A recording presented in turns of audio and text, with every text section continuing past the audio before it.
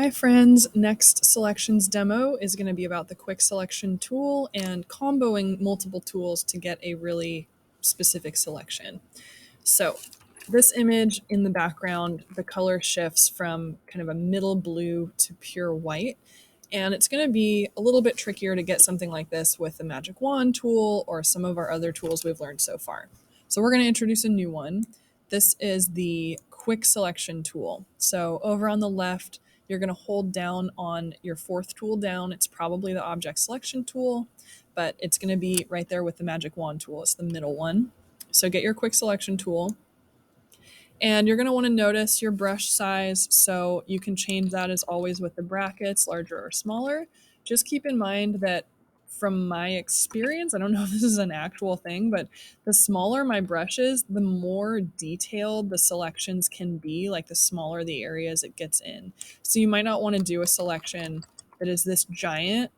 Although, I mean, I got decent results with that. But just know it helps to have a smaller brush, especially when there are smaller areas you might need to get into. But you can always change that as you go. So I'm going to start in the top corner with my pretty small brush and just drag across until the tool gets the idea and kind of snaps to all the edges. Now, that did a pretty good job of selecting the whole sky. Obviously it got a little too much of some of the buildings, but that's what we're going to come in here and figure out next. So right now we have the sky selected. We want to remove the parts of the buildings from our selection that are not part of the sky. So we can combo tools. Once we've made a basic selection, we can switch our tool to do something else that's going to allow us to get things that our original tool couldn't pick up.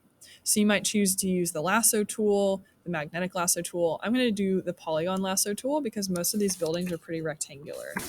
So I'm going to do Control Plus to zoom in, and I'm holding the space bar to move my canvas so I can see. And I'm going to come in and just start from the right and move my way left. We know the Polygon Lasso tool, everywhere you click, it draws a straight line between, and when you end up back where you started, it makes a selection around that area.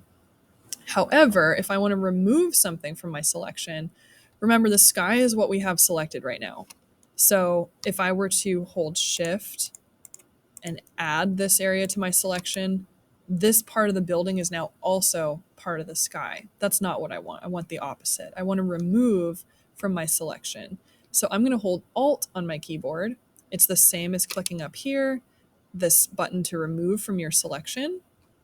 As long as I'm holding Alt, I will see that little minus symbol next to my cursor and my tool, and that's going to remind me that anywhere I drag around, it's going to be removed from my active selection. So I'm going to start down here. I'm going to click. I'm still holding Alt this whole time, and I'm just coming along the edge of this part of the building that I want to remove from my selection. It's important that I end up back where I started. I'll see that little circle by my tool. When I click, it's going to remove that piece. So I'm just going to work my way around. And this is really where folks with good attention to detail are going to shine, because you could really spend your life just perfecting selections in some cases. And I'm just going to come around each part of a building that has been incorrectly swept up with the sky. Now, when I need to move over, I'm going to hold space, move my canvas so I can keep a good view of what I'm working on. So again, I'm holding Alt. I want to make sure I see that minus sign.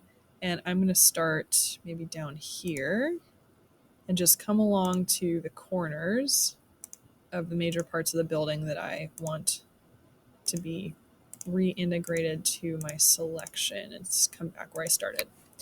Awesome. For little details like this, do the best you can. It's kind of a pixelated image, but again, people with good attention to detail will be able to figure it out. I'm not going to need like every single rung, every detail of this thing, but do your best to get the general shape and go back to where you started, and that'll get added. So you get the idea. Work your way along the skyline and do the best you can to reincorporate these parts of the buildings. Once you've done so, you are going to want to remove the sky from behind the skyline. So I'm just going to quickly get the rest of these buildings in my selection. This is all looking pretty good. The top of this one got left out. Let's start down here. And there might be some areas where you honestly can't tell what's part of the building or part of the sky due to the color and the pixelation. So again, just do your best. This is about learning the tool, not, making something absolutely perfect. But, the more you practice now, the better you'll be for the projects that you really come to care about.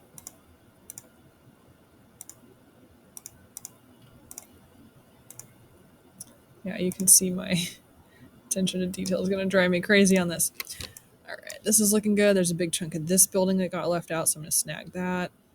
Making sure to hold Alt this whole time. If your finger gets tired of holding Alt, pretty sure you can just click on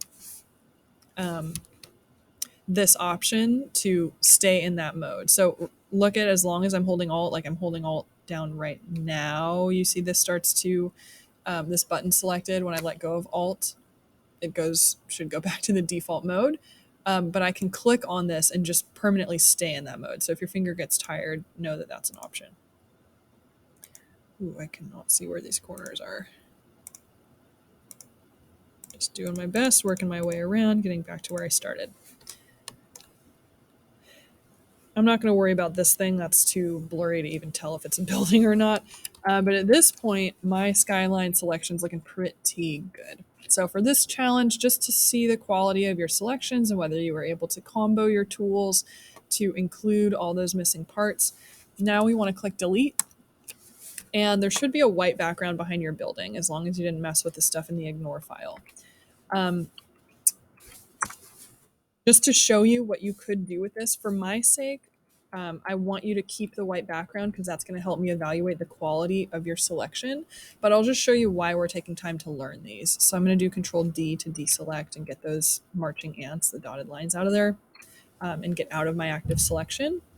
If you want to just kind of see what this is about, if you expand the folder that says ignore and you click the eyeball next to the white layer, you can see that I put a sky layer in there, and it's kind of cool to be able to see right away when you've removed the original sky from the photo. You can see this night sky layer behind that I brought in.